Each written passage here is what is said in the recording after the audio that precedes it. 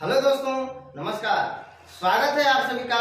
दोस्तों, आज के वीडियो में मैं आप लोगों को भारत के प्रमुख पदाधिकारियों के वेतन के बारे में बताने वाला हूं कि भारत के किस पदाधिकारी को कितना वेतन दिया जाता है। तो आइए दोस्तों, बिना देर के हुए हम लोग वीडियो की शुरुआत करते हैं।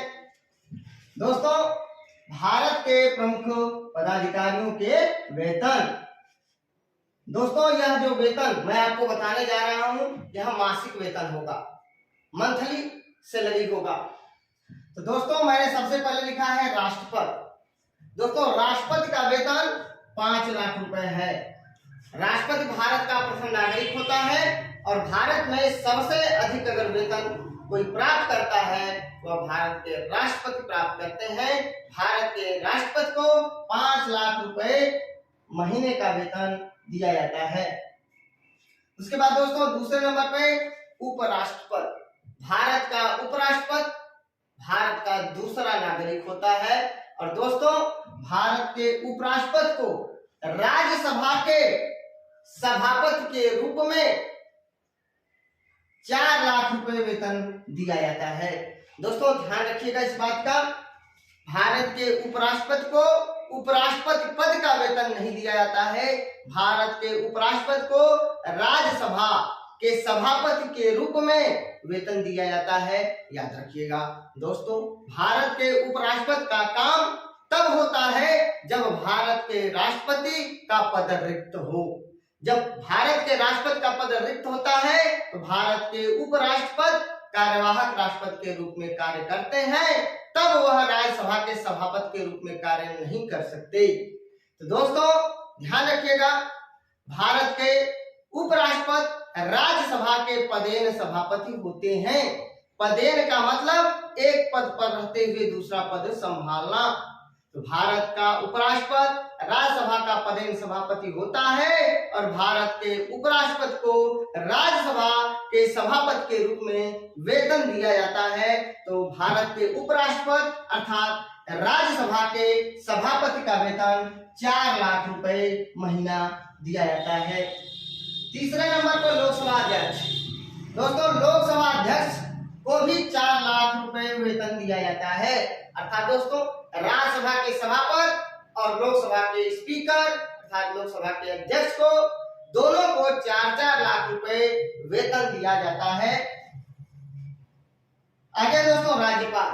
दोस्तों, राज्यपाल का वेतन 3.5 लाख रुपए अर्थात 3,50,000 रुपए दिया जाता है। राज्यपाल का वेतन 3,50,000 रुपए दिया जाता है मंथली। दोस्तों, एक ही व्यक्ति एक से अधिक राज्यों का भी राज्यपाल हो सकता है और तब उसका वेतन राष्ट्रपति समय समय पर निर्धारित करते रहते हैं। तो ध्यान रखिएगा, सामान्य वेतन राज्यपाल का 3,50,000 रुपए है, लेकिन जब एक से अधिक राज्यों का कार्यभार वह देखता है तब उसके वेतन का निर्धारण राष्ट्रपति महोदय करते हैं। उसके बाद दोस्तों, सुप्रीम कोर्ट के मुख्य न्यायाधीश।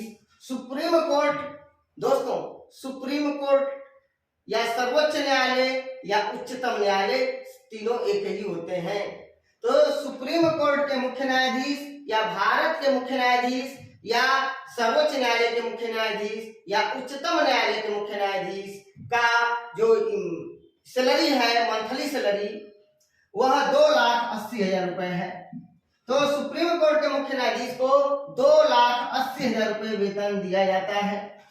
उसके बाद दोस्तों, सुप्रीम कोर्ट के जो अन्य न्यायाधीश हैं उनको 2,50,000 रुपए का वेतन दिया जाता है। तो सुप्रीम कोर्ट के मुख्य न्यायाधीश 2,80,000 रुपए और सुप्रीम कोर्ट के अन्य न्यायाधीश 2,50,000 रुपए वेतन प्राप्त करता है। दोस्तों, हाई कोर्ट के मुख्य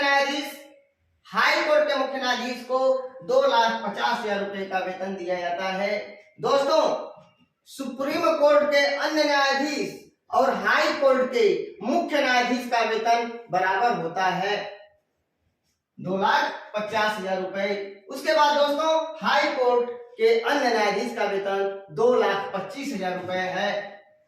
दोस्तों, हाई कोर्ट अर्थात उच्च न्यायालय हाई कोर्ट अर्थात उच्च न्यायालय, ध्यान रखिएगा, हाई कोर्ट के अन्य न्यायाधीश का वेतन 2,25,000 रुपए है। उसके बाद दोस्तों, भारत के महान्यायवादी AGI, attorney general of India, जिसका उल्लेख संविधान के अनुच्छेद 76 में दिया गया है। भारत के महान्यायवादी की नियुक्ति राष्ट्रपति करते हैं। भारत के महान्यायवादी भारत सरकार का प्रथम कानूनी सलाहकार होता है, प्रथम विधि सलाहकार होता है। और दोस्तों, भारत के महान्यायवादी का कार्यकाल 6 वर्ष या 65 वर्ष की आयु जो पहले हो अपने पद पर बने रहेंगे। और महान्यायवादी राष्ट्रपति के प्रसाद पर्यंत पद धारण करते हैं। भारत के प्रथम महान्यायवादी MC सीतलवाड़ थे, जबकि वर्तमान में आर वेंकट रमणी हैं, ध्यान रखिएगा, आर वेंकट रमणी हैं वर्तमान में भारत के महान्यायवादी। तो दोस्तों, भारत के महान्यायवादी को 2,50,000 रुपए का वेतन मिलता है, 2,50,000 रुपए। उसके बाद दोस्तों, भारत के नियंत्रक महालेखा परीक्षक, इसका उल्लेख अनुच्छेद 138 में किया गया है। तो भारत के नियंत्रक महालेखा परीक्षक, इसको CAG कहते हैं। तो भारत के नियंत्रक महालेखा परीक्षक को 2,50,000 रुपए वेतन दिया जाता है।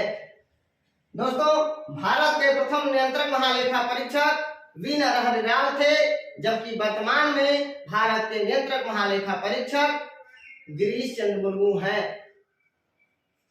दोस्तों, भारत के मुख्य चुनाव आयुक्त का वेतन 2,50,000 रुपए है। दोस्तों, भारत के मुख्य चुनाव आयुक्त तथा अन्य चुनाव आयुक्त का वेतन 2,50,000 रुपए है। संघ लोक सेवा आयोग के अध्यक्ष UPSC, union public service commission अर्थात संघ लोक सेवा आयोग के अध्यक्ष का वेतन 2,50,000 रुपए है। संघ लोक सेवा आयोग के अध्यक्ष का वेतन 2,50,000 रुपए है। तो दोस्तों, आइए मैं फटाफट आप लोगों को एक बार पुनः रिवाइज करा देता हूँ। राष्ट्रपति का वेतन 5 लाख रुपए, उपराष्ट्रपति का वेतन अर्थात राज्यसभा के सभापति का वेतन 4 लाख रुपए, भारत का उपराष्ट्रपति राज्यसभा के सभापति के रूप में वेतन प्राप्त करता है। लोकसभा के अध्यक्ष का वेतन 4 लाख रुपए, राज्यपाल का वेतन 3,50,000 रुपए, सुप्रीम कोर्ट के मुख्य न्यायाधीश का वेतन 2,80,000 रुपए, सुप्रीम कोर्ट के अन्य न्यायाधीश का वेतन 2,50,000 रुपए, हाई कोर्ट के मुख्य न्यायाधीश का वेतन 2,50,000 रुपए, हाई कोर्ट के अन्य न्यायाधीश का वेतन 2,25,000 रुपए, भारत के महान्यायवादी का वेतन, अटॉर्नी जनरल ऑफ इंडिया का वेतन 2,50,000 रुपए, भारत के नियंत्रक महालेखा परीक्षक तथा CAG का वेतन 2,50,000 रुपए, भारत के मुख्य चुनाव आयुक्त का वेतन 2,50,000 रुपए, संघ लोक सेवा आयोग के अध्यक्ष का वेतन 2,50,000 रुपए। दोस्तों, मैं उम्मीद करता हूँ कि आपको बहुत ही अच्छे समझ में आ गया होगा। अगर आप लोगों को मेरा वीडियो अच्छा लगे, प्लीज दोस्तों लाइक कमेंट शेयर करके मुझे सूचित जरूर करना। मिलते हैं नेक्स्ट वीडियो में, तब तक के लिए नमस्कार, धन्यवाद।